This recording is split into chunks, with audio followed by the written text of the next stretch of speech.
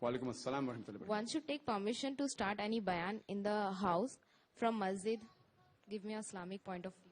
Sister asked a question that do we require to take a permission from a mosque to conduct a lecture at home? There is no Quranic verse or hadith saying that we should take permission from the mosque. What Allah's Rasul said, it is mentioned in Sahih Bukhari, volume number 4. It says, Balligu anni wala aya. Propagate even if you know one verse. So if you know one verse about Islam, as long as you know it correctly.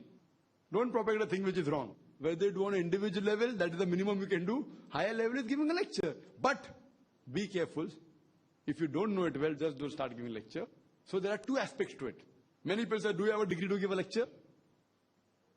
From which Darul Ulum have you passed?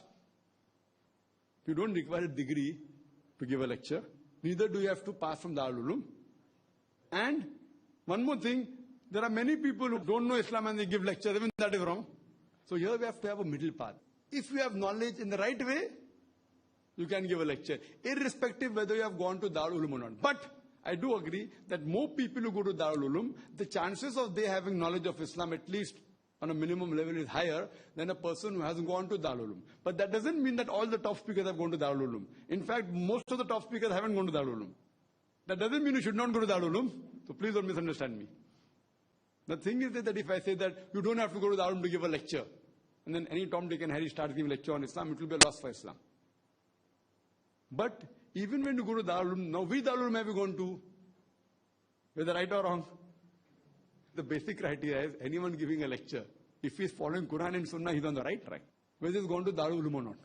The basic punchline is that anyone giving a lecture, whether doing dawah on individual level, whether practicing Islam himself, or giving a lecture in public, if he follows Allah and His Rasul, he requires permission from Allah and His Rasul, he should be on Allah and Rasul's line. Then he's right.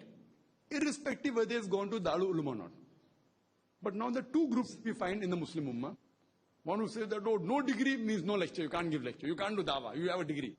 On the other hand, we have so-called modern secular Muslims. Arey, ye sab log bekar log hai.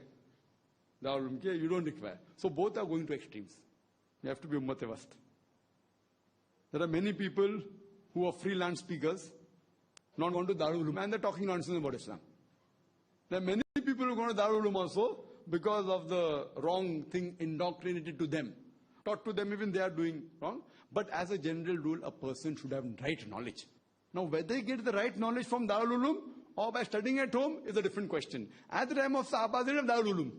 All these great scholars, which Darul Ulum they have gone to? They went and studied under scholars. They went to this scholar, then they went to that scholar, then they went to Medina, they went to Makkah, they went to Egypt. They kept on. That is the right style, which is difficult now. Now you have, people coming together, 100 people, 1,000 people, learning institute, which is not wrong, it is good.